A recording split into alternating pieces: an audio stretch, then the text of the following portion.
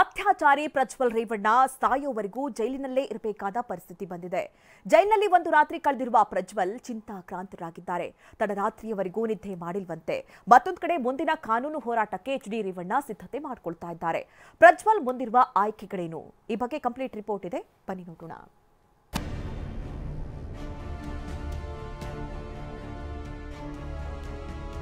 ಜೈಲಿನಲ್ಲಿ ತಡರಾತ್ರಿವರೆಗೂ ನಿದ್ರಿಸದ ಪ್ರಜ್ವಲ್ ರೇವಣ್ಣ. ಪ್ರಜ್ವಲ್ಗೆ ಕೈದಿ ನಂಬರ್ 15528 ನೀಡಿದ್ದ ಜೈಲಾಧಿಕಾರಿ. ಮುಂದಿನ ಕಾನೂನು ಹೋರಾಟಕ್ಕೆ ರೇವಣ್ಣರಿಂದ ಸಿದ್ಧತೆ. ಕಿರಿ ವಯಸ್ಸಿನಲ್ಲಿ ಹಾಸನದ ಸಿಂಹಾಸನ ಏರಿದ್ದ ಪ್ರಜ್ವಲ್ಗೆ ರಾಜಕೀಯ ಕ್ಷೇತ್ರದಲ್ಲಿ ಒಳ್ಳೆಯ ಅವಕಾಶ ಸಿಕ್ಕಿತ್ತು. ಆದರೆ ಜನಸೇವೆ ಮಾಡೋದು ಬಿಟ್ಟು ನೀಚ ಕೃತ್ಯಕ್ಕೆ ಇಳಿದಿದ್ದ ಪ್ರಜ್ವಲ್ ರೇವಣ್ಣ ಇವತ್ತು ಜೈಲಿನಲ್ಲಿ ಕೊಳೆಯುವಂತಾಗಿದೆ. ಕೆಆರ್ ನಗರ ಮಹಿಳೆಯ ರೇಪ್ ಕೇಸ್ನಲ್ಲಿ ಪ್ರಜ್ವಲ್ ರೇವಣ್ಣಗೆ ತಕ್ಕ ಶಿಕ್ಷೆಯಾಗಿದೆ. ಅದು ಅಂತಿಂಥ ಶಿಕ್ಷೆಯಲ್ಲ, ಸಾಯೋವರೆಗೂ ಜೈಲಿನಲ್ಲಿ ಇರೋದು. ಪರಪ್ಪನ ಅಗ್ರಹಾರ ಜೈಲಿನಲ್ಲಿ ಒಬ್ಬಂಟಿಯಾಗಿ ಕೂತು ಚಿಂತೆ. ಅತ್ಯಾಚಾರ ಕೇಸ್ನಲ್ಲಿ ಪರಪ್ಪನ ಅಗ್ರಹಾರ ಜೈಲು ಸೇರಿರೋ ಪ್ರಜ್ವಲ್ ರೇವಣ್ಣ ಒಂದು ರಾತ್ರಿ ಕಳೆದಿದ್ದಾರೆ. ತಡರಾತ್ರಿವರೆಗೂ ಬ್ಯಾರಕ್ ಕೊಠಡಿಯಲ್ಲೇ ಕುಳಿತು ಚಿಂತಿಸುತ್ತಿದ್ರಂತೆ. ಪ್ರಜ್ವಲ್ ರೇವಣ್ಣಗೆ ಜೈಲಾಧಿಕಾರಿಗಳು ಕೈದಿ ನಂಬರ್ 15528 ನೀಡಿದ್ದಾರೆ. ಜೈಲಿನಲ್ಲಿ ತಡರಾತ್ರಿವರೆಗೂ ಪ್ರಜ್ವಲ್ ರೇವಣ್ಣ ನಿದ್ದೆ ಮಾಡಿಲ್ಲ. ಕೋರ್ಟ್ ತೀರ್ಪಿನ ಶಾಕ್ನಿಂದ ಪ್ರಜ್ವಲ್ ರೇವಣ್ಣ ಹೊರಗೆ ಬಂದಿಲ್ಲಂತೆ. ತಡರಾತ್ರಿವರೆಗೂ ಬ್ಯಾರಕ್ ಕೊಠಡಿಯಲ್ಲಿ ಕೂತಿದ್ರು. ಒಬ್ಬಂಟಿಯಾಗಿ ಕುಳಿತು ಚಿಂತೆಯಲ್ಲಿದ್ರಂತೆ. ಇನ್ನು ರಾತ್ರಿ ಊಟ ಕೂಡ ಮಾಡದೆ ಮೌನಕ್ಕೆ ಜಾರಿದ್ರಂತೆ. ಬೆಳಗ್ಗೆ 6:30 ಸುಮಾರಿಗೆ ಎಚ್ಚರಗೊಂಡು ಬ್ಯಾರಕ್ನಲ್ಲಿ ಸುಮ್ಮನೆ ಕುಳಿತಿದ್ರು. ಬೆಳಗ್ಗೆ ಅವಲಕ್ಕಿ ಉಪ್ಪಿಟ್ಟು ಸೇವಿಸಿದ್ದಾರೆ. ತೀರ್ಪು ಪ್ರಶ್ನಿಸಿ ಹೈಕೋರ್ಟ್ ಮೊರೆ ಹೋಗಲು ರೇವಣ್ಣ ಸಿದ್ಧತೆ.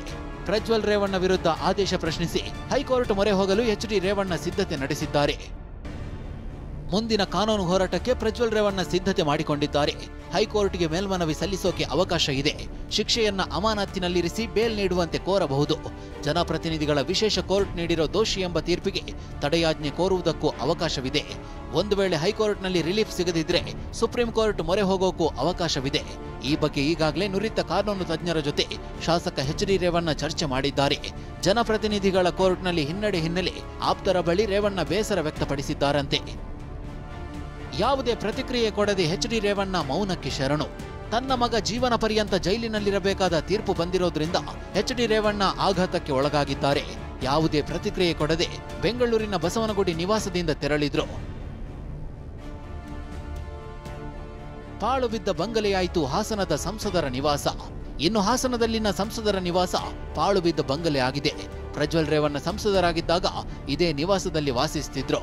ಇದೇ ನಿವಾಸದಲ್ಲಿ ಮಹಿಳೆಯರ ಮೇಲೆ ಅತ್ಯಾಚಾರ ಮಾಡಿರೋ ಆರೋಪವು ಕೇಳಿ ಬಂದಿತ್ತು. ಪ್ರಜ್ವಲ್ ರೇವಣ್ಣ ಮಹಿಳೆಯರ ಮೇಲೆ ಏನು ದೌರ್ಜನ್ಯ ನಡೆಸಿರುವಂತಕ್ಕಂಥ ಆರೋಪಗಳು ಕೇಳಿ ಬಂದಿತ್ತು.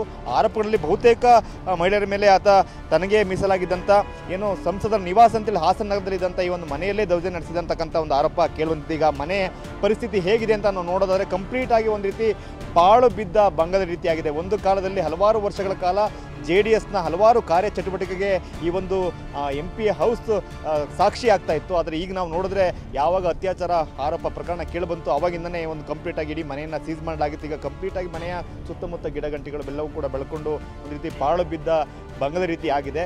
ಹಾಸನ ಜನರು ಕೂಡ ಪ್ರಜ್ವಲ್ ಕೃತ್ಯವನ್ನ ಖಂಡಿಸಿದ್ದಾರೆ. ಜನಸೇವೆ ಮಾಡಲು ಗೆಲ್ಲಿಸಿದ್ವಿ ಅಂತ ಮಹಿಳೆಯರು ಸಹ ಕಿಡಿಕಾರಿದ್ದಾರೆ.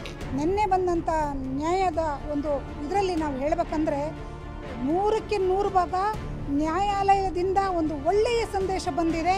ಬಡವರು ಶ್ರೀಮಂತರು ಭೇದ ಭಾವ ಏನೂ ಇಲ್ಲ, ತಪ್ಪಿಸ್ತನಿಗೆ ಶಿಕ್ಷೆ ಅಂತ ಹೇಳಿ ಕಾನೂನಿನಿಂದ ಯಾರೂ ತಪ್ಪಿಸ್ಕೊಳ್ಳೋಕ್ಕಾಗಲ್ಲ. ಅವರು ಎಷ್ಟೇ ಇದು ಮಾಡಿದ್ರು, ತಲೆ ಉಪಯೋಗಿಸಿದ್ರು, ಬುದ್ಧಿವಂತಿಕೆ ಮಾಡಿದ್ರು ಕಾನೂನಿಂದ ತಪ್ಪಿಸ್ಕೊಳ್ಳೋಕೆ ಯಾರೂ ಸಾಧ್ಯ ಇಲ್ಲ. ಕಾನೂನು ಸರಿಯಾದ ಶಿಕ್ಷೆ ಕೊಟ್ಟಿದೆ.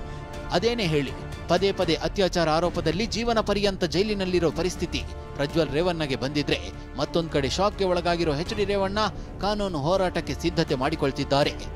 Bureau report, TV9.